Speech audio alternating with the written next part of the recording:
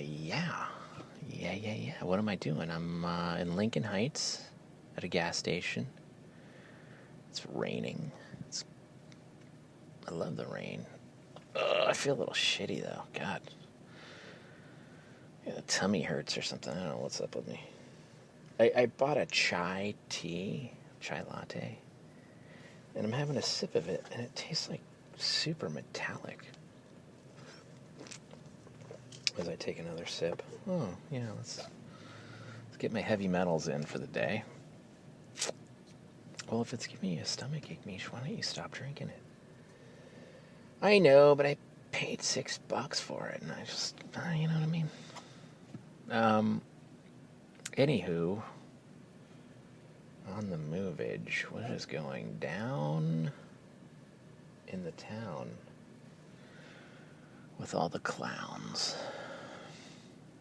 It's astounding when you all gather in the round to pound some ground.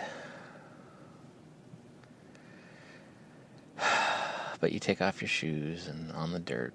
I found, I don't know, I'm going to shut up. Okay. I wanted to talk a little bit about a project. I don't know. Is this an appropriate thing to talk about? I'm going to just say it and then I'll probably not post this episode. About 13 years ago, I guess. An old family friend, this guy Dan Schofield, good friend of mine. I was working on a movie called Hell and Back at Shadow Machine. Not too many people know about that movie, but it was a very low budget sort of. I'm not going to sit and diss on it, but it was. The schedule was tough. The budget was tough. The way it was managed was not great. It was the victim of a lot of really. It befell a lot of bad luck befell that production, and it kind of shows in the final product of it. You know, we had to go to night shifts, and it was. It was like a $10 million movie, so it was underfunded and whatever, blah, blah, blah. So anyway, it was wasn't that funny either.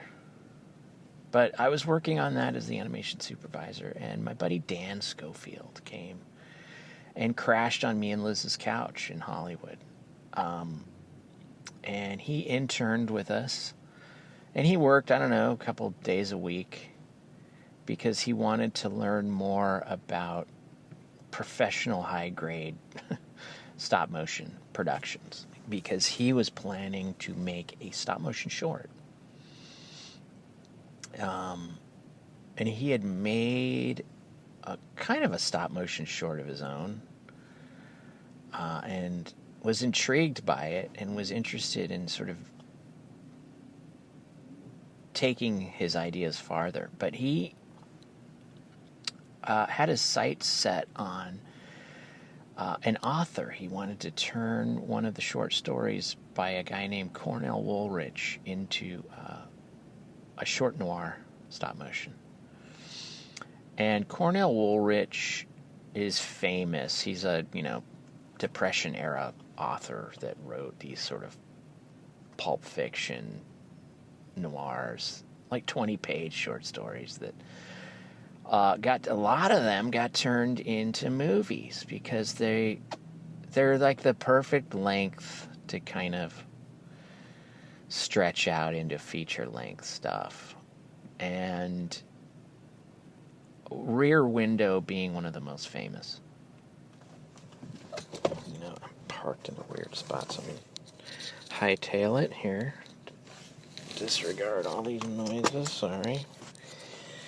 And so Dan, while he was doing the couch tour with us, went and had a meeting with Michael Douglas's company, because Michael Douglas had bought the rights to all of Cornell Woolrich's material. And a lot of the short stories nothing had been done with them. And he was interested in getting the rights. So he had a little meeting on the Universal lot where Michael Douglas, the actor and producer, famous actor, had an office. And he sat down with this guy Bobby Midas, who managed all of the Cornell Woolrich material.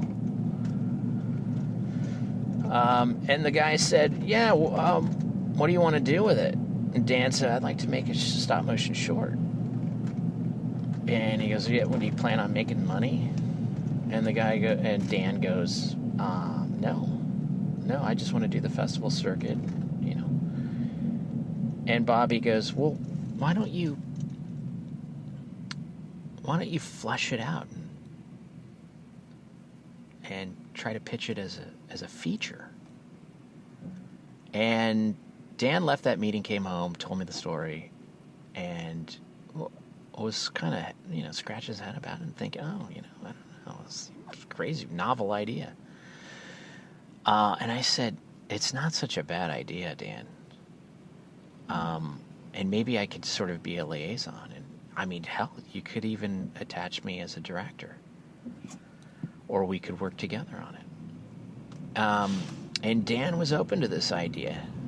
He was like, huh, yeah. Guillermo del Toro had just come to Shadow Machine. Jesus, man. Traffic. Lincoln Heights is fucking crazy today. Guillermo del Toro had just pitched Pinocchio. Oh, fuck. Made a wrong. No, I'm good.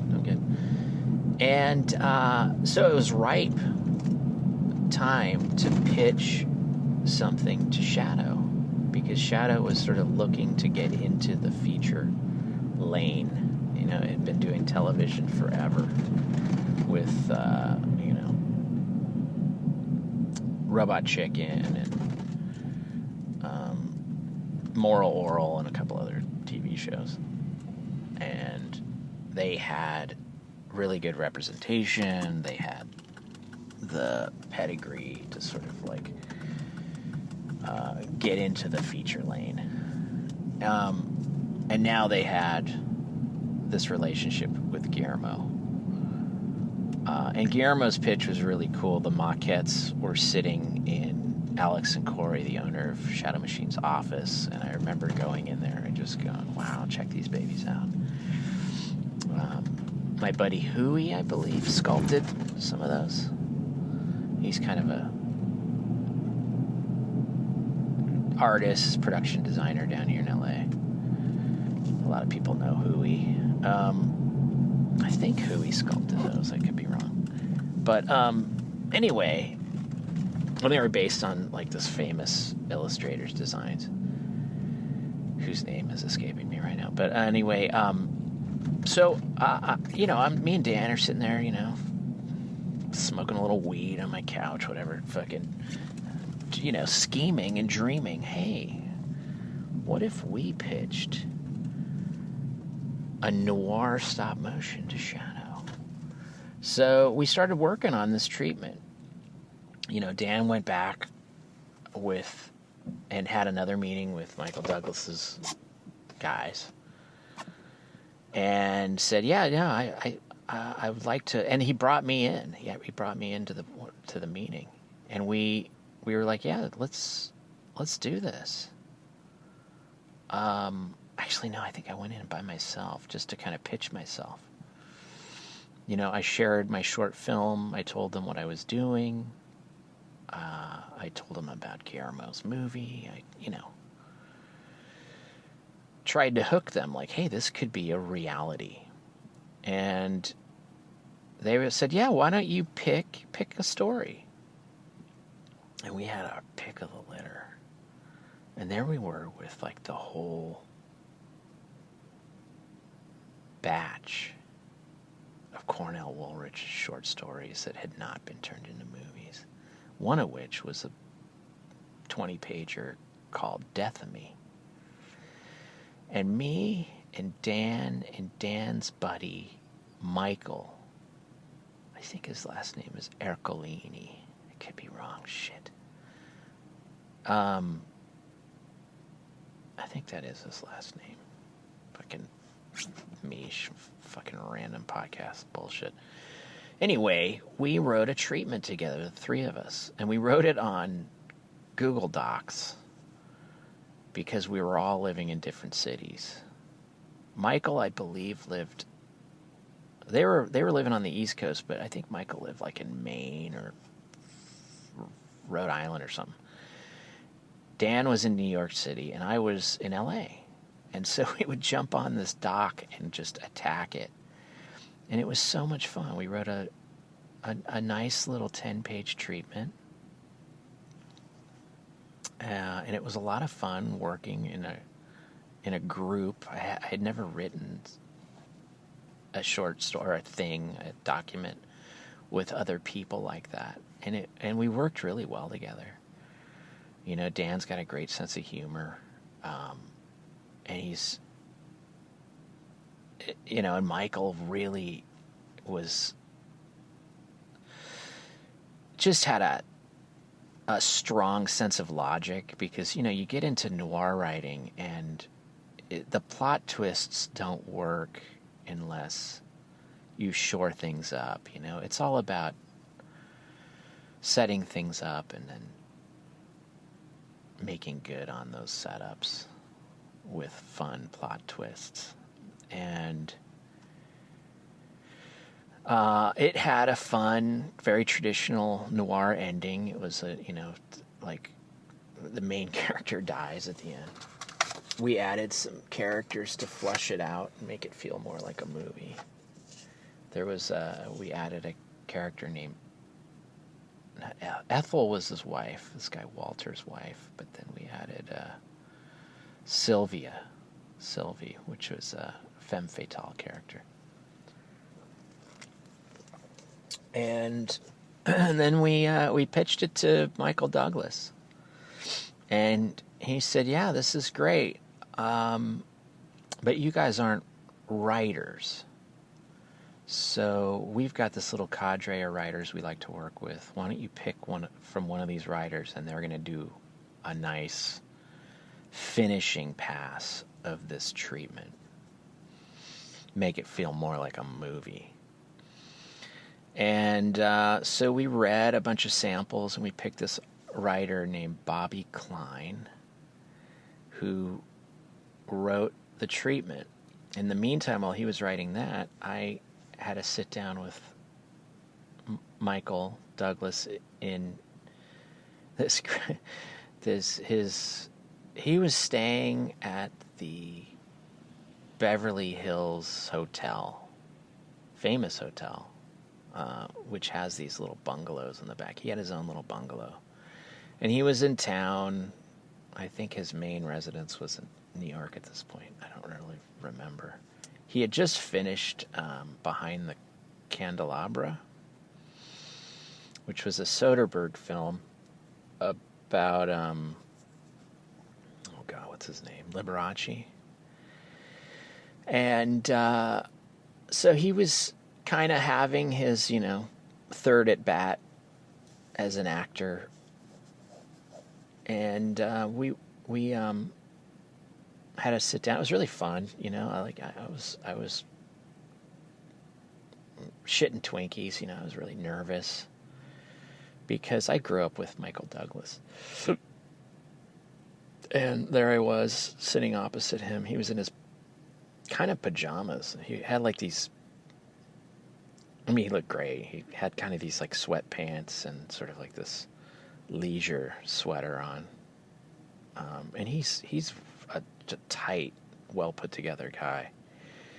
And he had a cute little, I remember going up to the bungalow and I was staring at this sliding glass door. I was looking at myself in the reflection, kind of, and and the door opens, and there's Michael Douglas. I couldn't see him from behind, it was so brightly lit outside, and it was kind of dark in there. Came in, we all sat down, me, him, and this guy Bobby Midas. And I said, and the writer. Actually, no, it was me, him, and the writer. And, I think it was Bobby. I don't know, whatever. And he goes, okay, so what are you thinking? And I said, well, I think to make this a really strong pitch, we should put together some artwork. And I described kind of what Guillermo had pitched with. And he said, okay, well, what do you need? And I said, well, I think probably about 10 grand would at least get the ball rolling. And he goes, how about 5? I was like, I was in no position to nickel and dime this guy. He was putting money, out of pocket money, investing money in this pitch. And we had no contracts between us. It was just sort of me and Michael Douglas on a handshake. And I said, okay, I'll see what I can do for $5,000. And I got some really solid friends of mine, really good artists, to contribute artwork to this pitch. A buddy of mine, Julian Nariño, who I'd met on Coraline, designed all the characters, the main characters. And so I mainly worked with him. And we went back and forth until we found a style that really worked. I love Julian's loose, cartoony drawing style. I knew I wanted to do something loose and kind of expressionistic but also wild and cartoony. And he just knocked it out of the park. He drew a handful of 30s era gangsters that were just so fucking dope. God, I still have some of those drawings. It's just like, God, what a beautiful pass he took. And I just love how he renders stuff in this quick, dirty, loose style. Anyway, he spent most of his time on the main character, this guy Walter. And then I took that finished drawing, once we got it to a nice place, and I hired my buddy Mike Murnane to sculpt a maquette.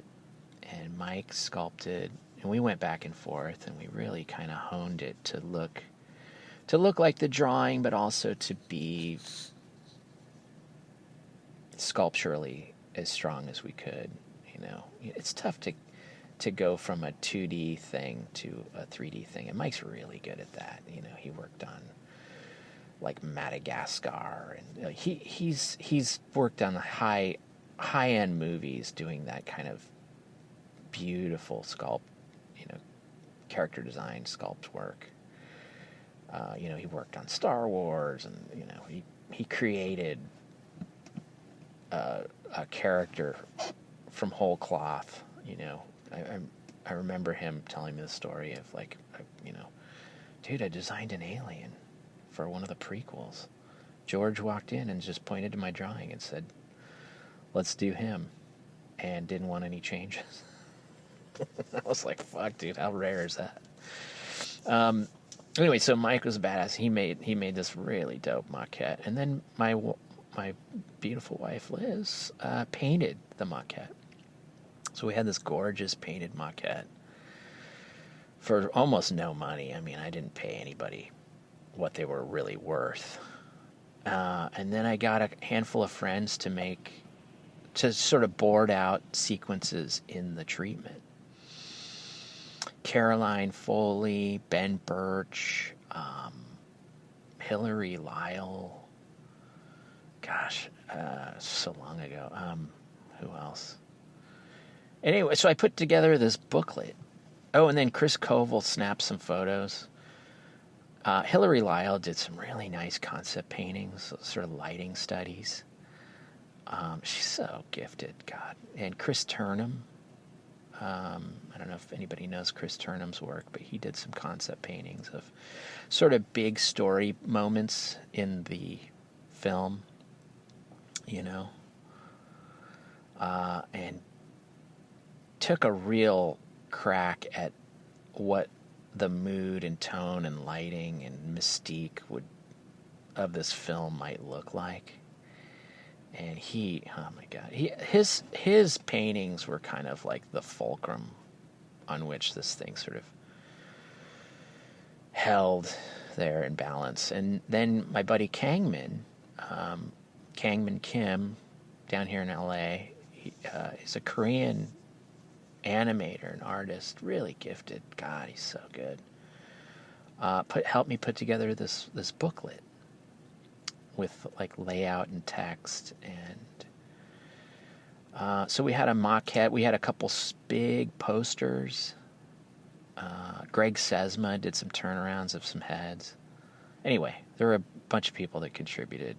Ben Birch did some stuff, and it was cool. It was a beautiful little booklet. I had some beautiful photos of the maquette. I brought the maquette in, posters. And we had this fresh new treatment. And we went into shadow. It was me, Michael Douglas, and the two Bobbies. Bobby Midas and this guy Bobby Klein, the writer. Went in and we pitched to Shadow Machine. And Bobby ran through the story because he had written the final treatment. We handed them the treatment, the maquette. Everybody got a booklet. And the posters were sitting in the room waiting for us. I'd kind of, set the room up. And in the meeting, Alex and Corey go, so who's going to direct this thing? And we all kind of looked at each other, and I timidly raised my hand. And Alex goes, oh, okay, cool. And that, I only mention that as an example of sort of how insecure I was back then about, I didn't have this big, giant directing pedigree. I had, I had made Fred, which was just a short film that I think showed that I was capable of, directing a narrative and teasing out character, and it had a real vibe to it. But I wasn't one of these like super, I didn't have a rep, I didn't have a movie under my belt, I didn't have a lawyer and a manager and all that shit. I was just a freelance dope. And I remember sitting. We were all on various types of couches and chairs, and I was up on a stool, and I was sitting catty corner from Michael Douglas. And when I raised my hand, I had my legs crossed. He kind of looked me up and down, like scrutinizing the my outfit or something. I was just, and it was very like he was still in Liberace mode, I think, from that movie. He was like, oh boy, is this who I'm, is this the star I'm, hooked onto? But anyway, we pitched it. And and it went pretty well.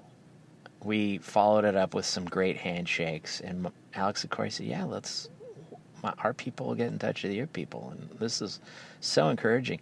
And, I went back to work. I was working on Hell and Back, and I was on break during the pitch. And Alex came up to me afterward when everybody left.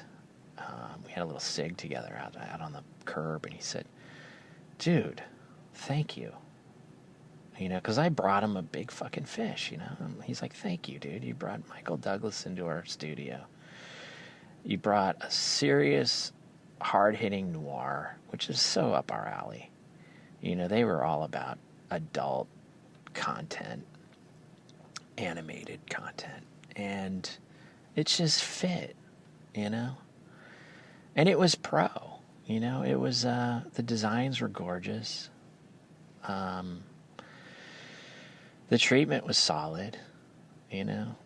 The literary pedigree of Cornell Woolrich was huge. You know, I mean, come on, from the writer of Rear Window, give me a break, comes a movie executive produced by Michael Douglas.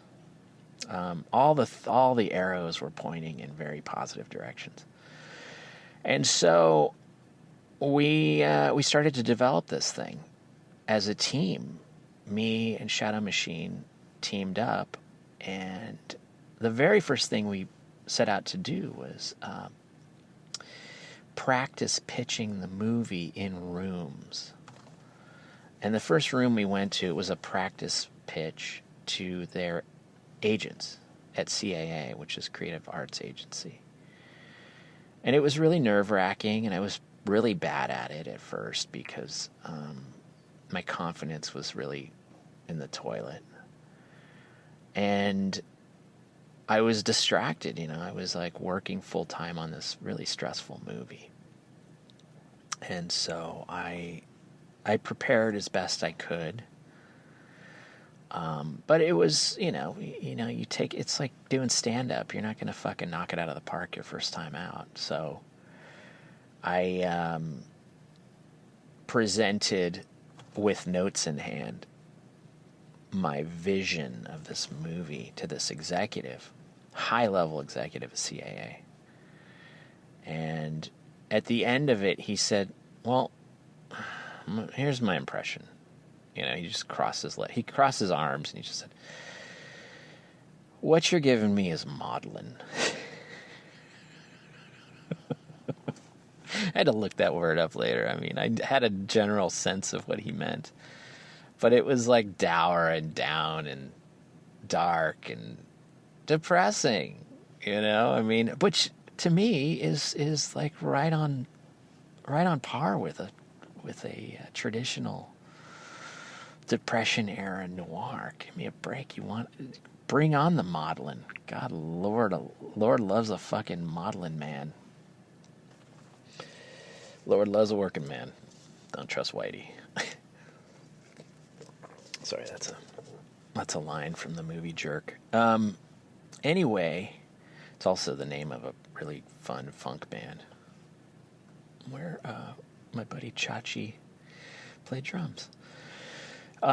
Anyway, so we get this feedback and we have a follow-up meeting. And in the follow-up, which was very much a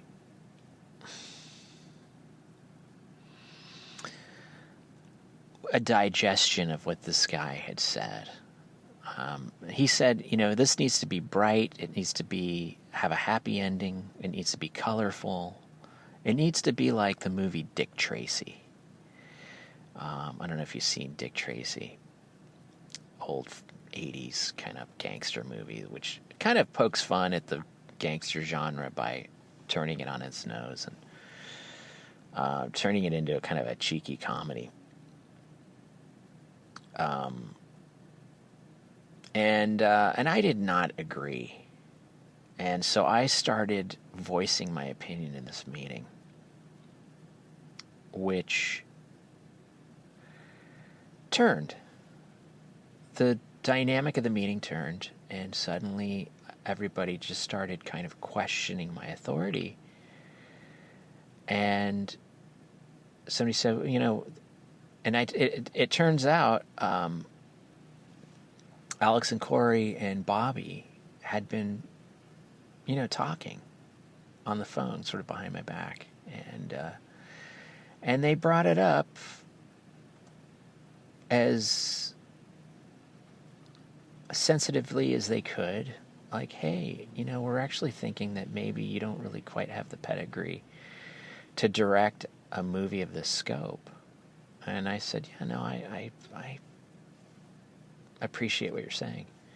And I said, well, who do you have in mind to direct this then? And they said, oh, I don't know, like a Spike Jonze or a Tarantino or a da-da-da. And they started listing these people, and I was like, do you think that they really want to come in here and direct somebody else's stop motion movie? I mean, these people's, this is like 15, 14 years ago. It's like their careers were peaking. And I don't think they had very much interest in animation anyway. Tarantino wouldn't touch anything he didn't write. So I said, well, I mean, yeah, I mean, you could. And at that point, I had sort of seen people like Mark Gustafson, who I really respected, ride shotgun to, let's say, a Wes Anderson. And I thought to myself, okay, well, if that's the most I'm going to get out of this project, that's still better than where I'm at. I'm just a freelance nobody. And I got to hitch myself to somebody's star. And this is a gateway drug for me. I need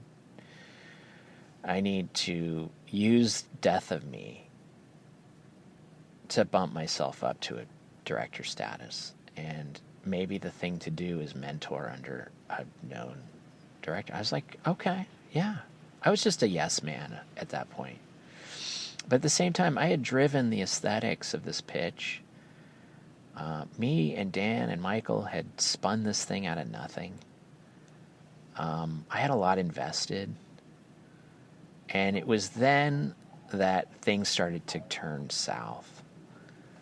Michael Douglas said that he no longer wanted Dan or Michael attached to the project. And I remember coming home and talking to Liz about it and just going, Jesus Christ, if it wasn't for Dan, this wouldn't have happened. And I had some deep, long conversations with Dan about it. And Dan was like, look, I'm nobody, you're nobody. If this thing, take the footballs, run it down the field, brother. You got this. And Dan, God love him for, having that generosity of spirit to spearhead this project and then, have the tables turn on him. And he bowed out. He was attached as a associate producer at that point, but he was willing to give up any attachment to the project he had birthed. And so the handwriting on the wall at that point was like, I'm swimming with some big hungry sharks that regard me as a kind of a nobody. I don't have representation. I don't have anything in writing. I don't have any contracts signed. So I don't necessarily think that this is going to end well for me. So I had nothing to lose at that point, and I started really voicing my opinions. I did not like this guy Bobby's treatment, Bobby Klein. And it was full of plot holes. And so in the next meeting, the follow-up meeting, I just said, hey, I've got some notes that I want to present to Bobby. And in the meeting, I pulled out my notes and I just said, look, in order for a noir to work, you got to have logic. And the document you wrote stripped all of the logic out of the story. And I'm not interested in making a movie that's just chock full of plot holes. And honestly, I was really harsh. I was confrontational. And the gloves were off, I had seen these guys all turn on Dan. And I was just going to go for fucking broke at that point. And about 2 weeks after that meeting, I get a phone call. At this point, I'm working on Tumbleleaf, just an animator.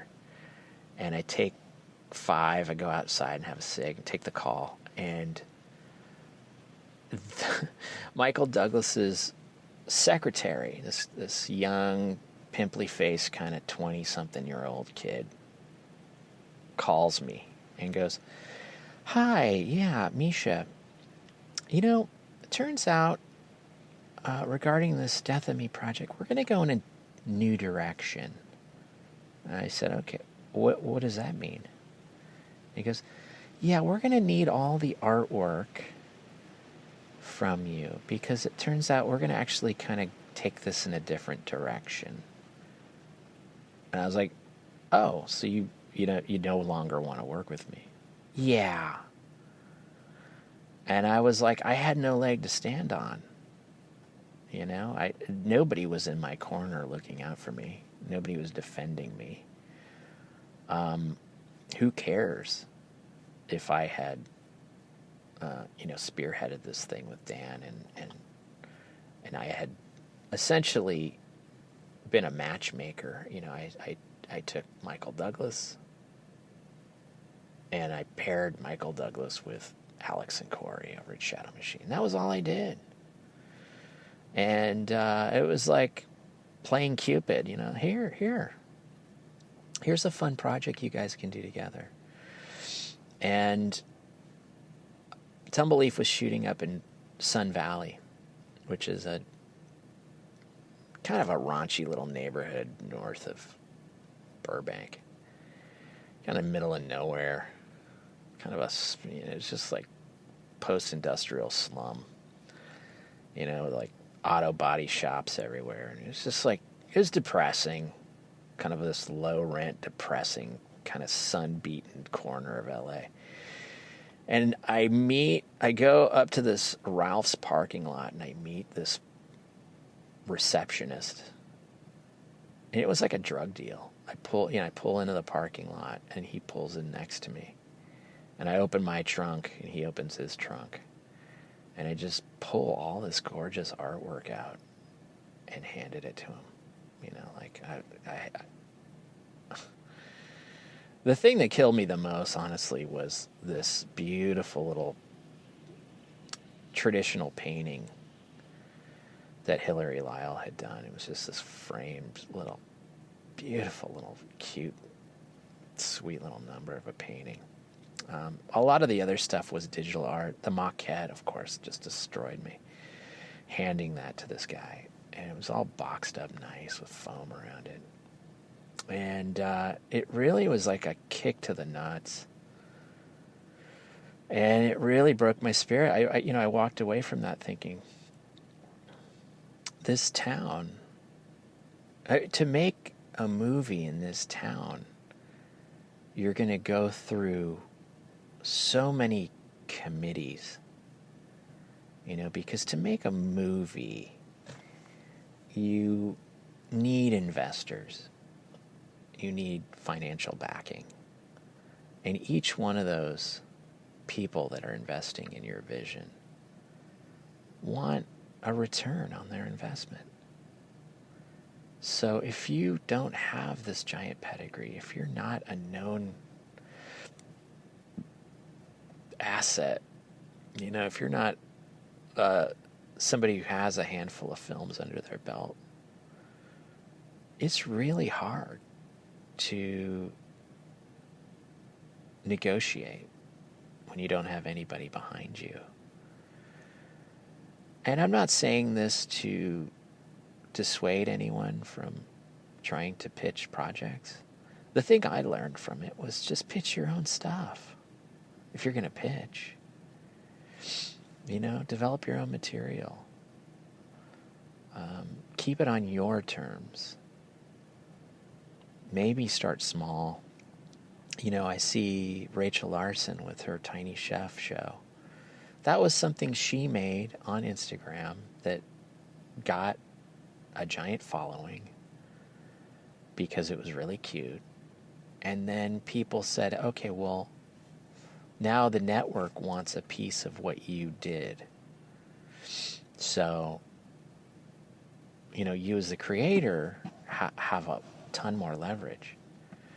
But when you're developing something and it's somebody else's material and somebody else owns it and you're just doing your take, you're kind of disposable.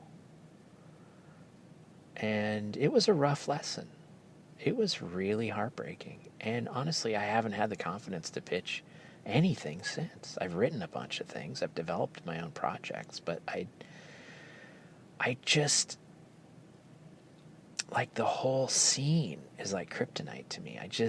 I'm repelled by all of the above the line personalities and all that discussion of money just turns me off.